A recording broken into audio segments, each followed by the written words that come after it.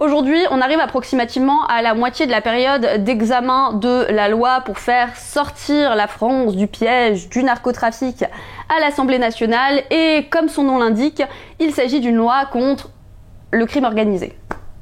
Je vais pas revenir aujourd'hui sur absolument tous les détails de la loi narcotrafic parce que ce serait beaucoup trop long et qu'en plus j'ai fait cette vidéo YouTube politique carcérale, loi narcotrafic, intensification de la surveillance et de la répression qui reprend vraiment tout ça beaucoup plus en détail.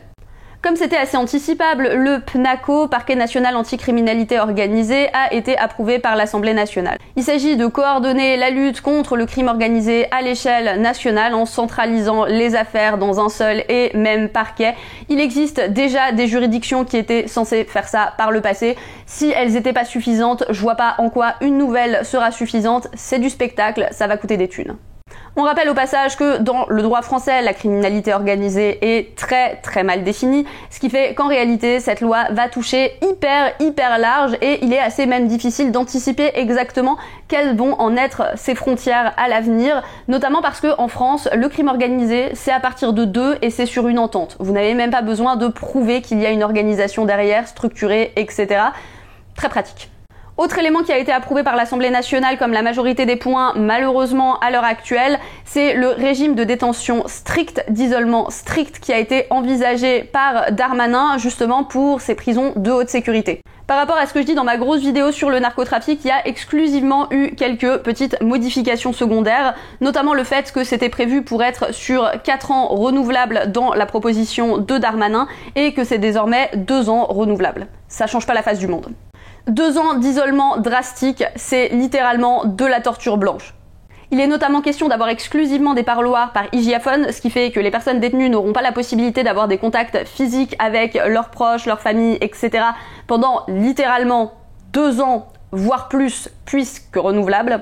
Dans ce régime de détention-là, les détenus n'auront pas non plus accès aux unités de vie familiales.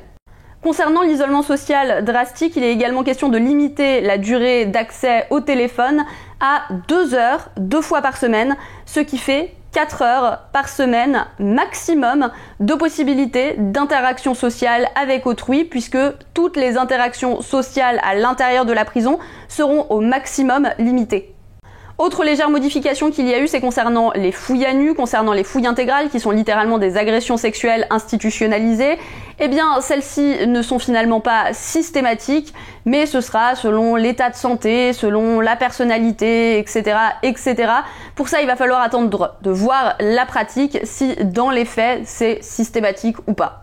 Et autre légère modification, mais qui est également dans un cadre d'exception, c'est les mineurs et certaines personnes pour des circonstances familiales exceptionnelles qui pourront éventuellement, dans certains cas, avoir la possibilité d'avoir des contacts physiques avec leurs proches lors des parloirs.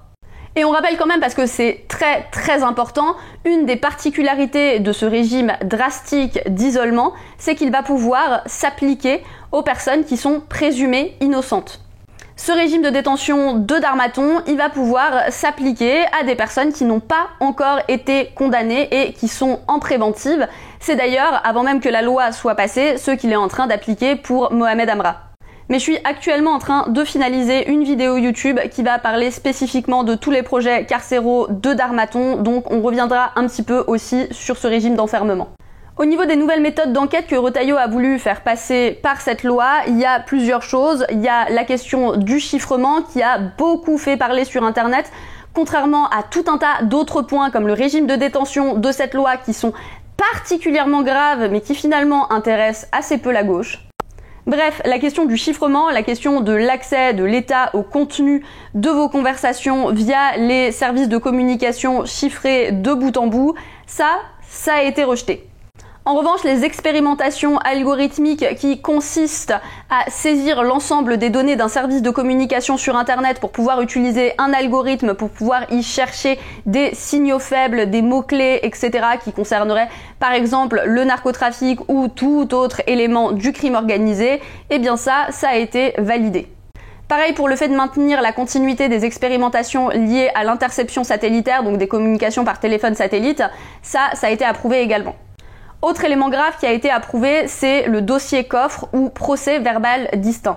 Cet élément-là, il permet aux services de police de garder secrètes certaines méthodes d'enquête pour que même vous, si vous êtes accusé, même votre avocat, si vous êtes accusé, n'ait pas accès aux méthodes qui ont été utilisées pour obtenir telle ou telle preuve qu'on utilise contre vous, ce qui est clairement une attaque grave à l'encontre des droits de la défense, contre laquelle énormément d'avocats se sont mobilisés, notamment les avocats pénalistes.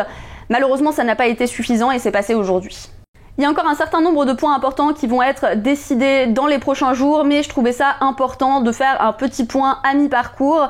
Dans les prochains jours, il va être question notamment de l'interdiction de paraître pour certaines personnes à proximité des points de deal. Il va être question des possibilités d'expulsion locative lorsque vous êtes soupçonné d'être en lien avec le narcotrafic. Il va être question également du fait de pouvoir activer les webcams, les micros, en fait de pouvoir activer les outils de vos appareils numériques à distance. Aussi des éléments liés à la lutte contre le blanchiment d'argent, contre la corruption, pour la saisie des biens qui ne pourraient pas être justifiés, etc., etc.